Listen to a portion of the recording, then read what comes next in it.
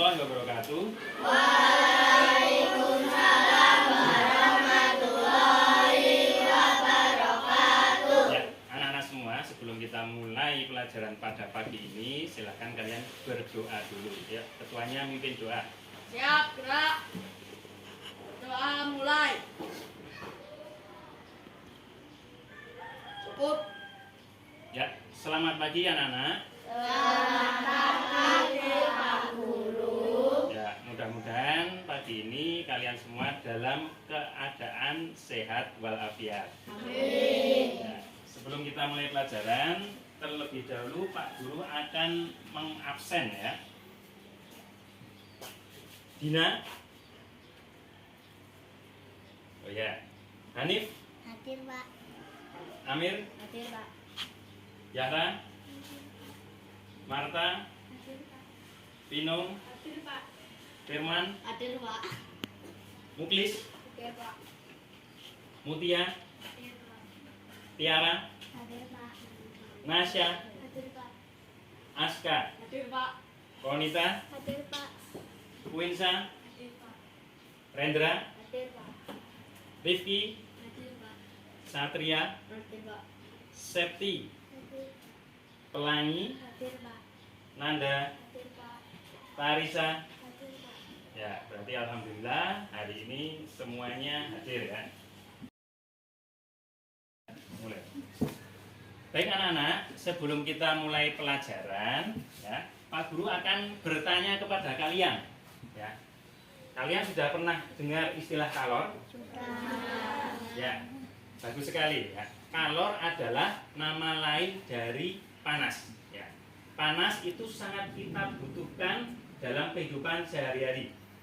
Coba kalian sebutkan contoh dalam kehidupan sehari-hari di mana kita membutuhkan kalor.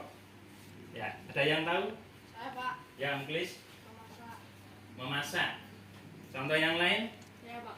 Ya, Aska, Menjemur baju. menjemur baju. Bagus sekali. Satu lagi yang Putri. Ya, Winsa, menyetrika. Ya, bagus sekali. Ya, bagus sekali. Ya, itu tadi beberapa contoh pemanfaatan kalor dalam kehidupan sehari-hari.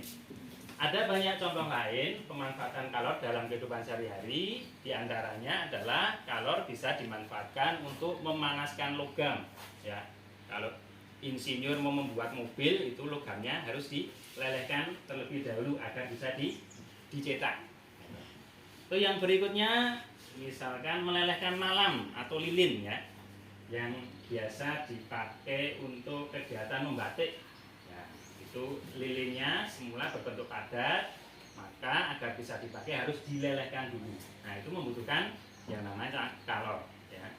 Terus contoh berikutnya adalah untuk membakar sampah. Nah, sampah kalau sudah menumpuk, nah itu perlu kita bakar. Ya, itu juga memanfaatkan yang namanya kalor. Anak-anak, pada kesempatan kali ini kita masuk ke tema 6 yang berjudul kalor dan perpindahan.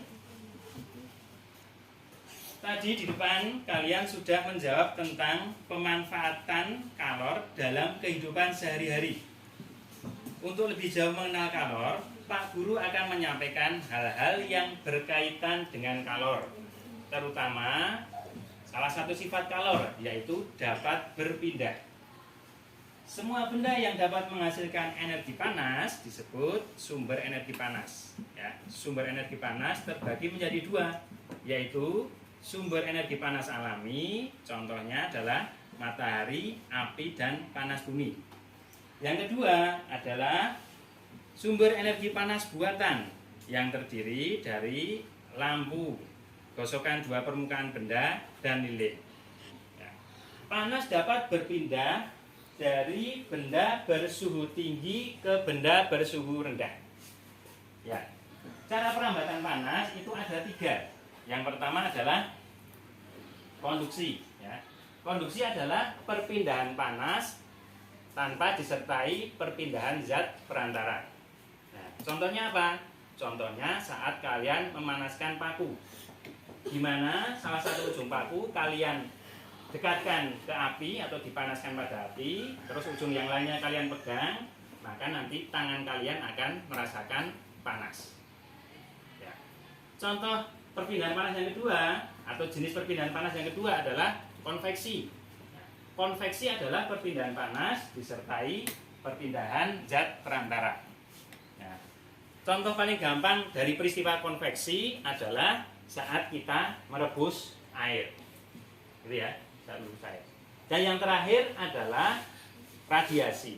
Radiasi adalah perpindahan panas tanpa melalui medium perantara. Ya, contoh yang paling gampang adalah panas dari matahari itu bisa sampai ke bumi. Ya. Padahal jarak matahari dengan bumi itu jutaan kilometer ya, sekitar 150 juta kilometer. Ya. Dan di atas sana ya, itu tidak ada yang namanya udara. Jadi di langit itu sifatnya hampa udara atau tidak ada udara. Ya. Tapi kenyataannya panas matahari bisa sampai ke bumi. Ya, itu adalah contoh dari apa? Radiasi.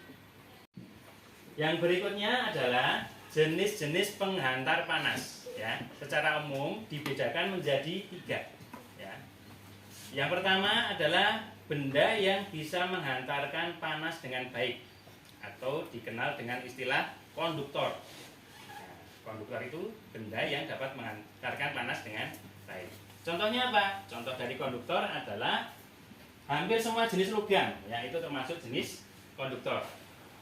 Misalnya besi, tembaga, nikel, aluminium dan lain sebagainya. Jenis yang kedua adalah benda jenis isolator atau benda yang buruk dalam menghantarkan kalor. Nah, contohnya apa? Contohnya adalah karet, ya, kayu, atau mungkin kain, ya, dan lain sebagainya. Kemudian jenis yang ketiga adalah semikonduktor. Nah, semikonduktor itu akan kalian pelajari lebih lanjut besok di SMA. Ya. Semikonduktor adalah benda yang memiliki sifat di antara konduktor dan isolator. Ya. Jadi pada saat tertentu dia bersifat konduktor dan pada saat yang lain itu dia akan bersifat isolator. Nah, itu 3 jenis contoh atau penggolongan dari benda berdasarkan mudah tidaknya dalam menghantarkan panas atau kalor. Anak-anak, kali ini kita akan melakukan percobaan tentang perpindahan kalor. Ya. Namun sebelum itu, silakan kalian membentuk kelompok-kelompok ya, dengan ketentuan satu kelompok terdiri dari 5 atau 6 anak. Kelompok pertama absen 1 sampai 5. Kelompok kedua absen 6 sampai 10. Kelompok 3 absen 11 sampai 16. Kelompok 4 absen 17 sampai terakhir.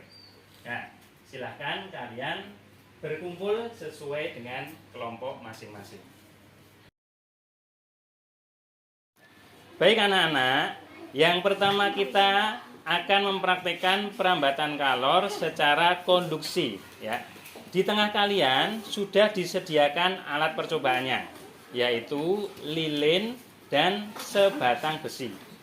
Nah, tugas kalian adalah menyusun alat, kemudian melakukan praktek seperti gambar berikut.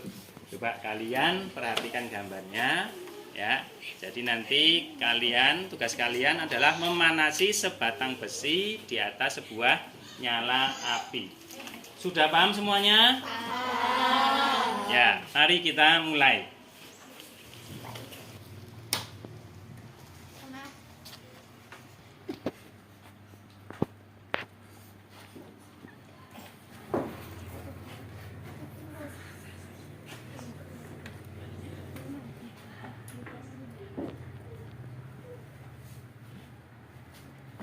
Bagaimana Firman, apa yang kamu rasakan? Panas.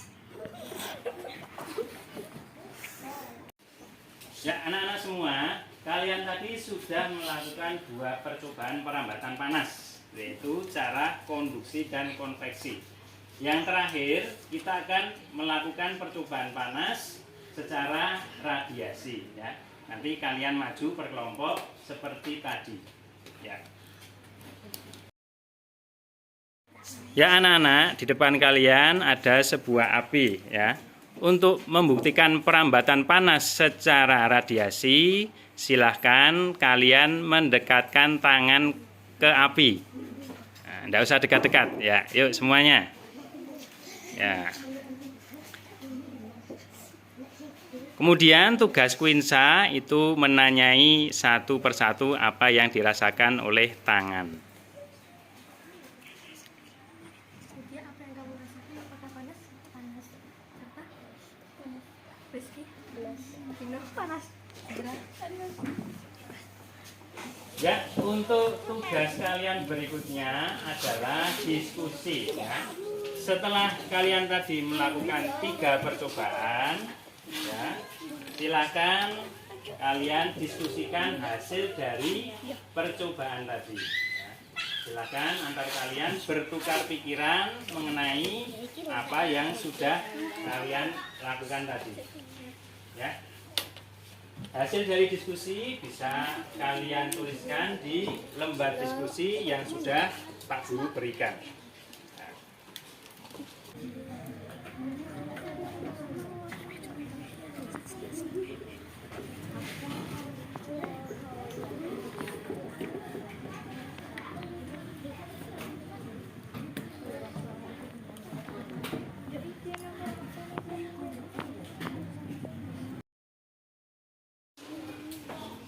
Ya anak-anak, ya, setelah kita tadi melakukan percobaan ya, perpindahan panas, baik itu secara konduksi, konveksi maupun radiasi ya, mungkin dari kalian masih ada yang bingung. Nah, silakan bertanya. Ya, bisa.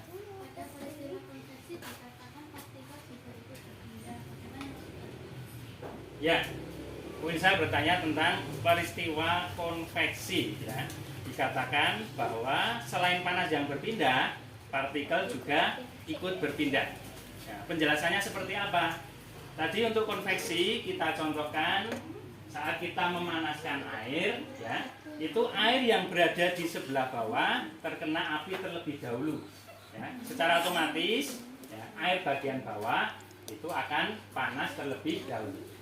Nah, air yang panas itu memiliki sifat massa jenisnya akan menurun ya.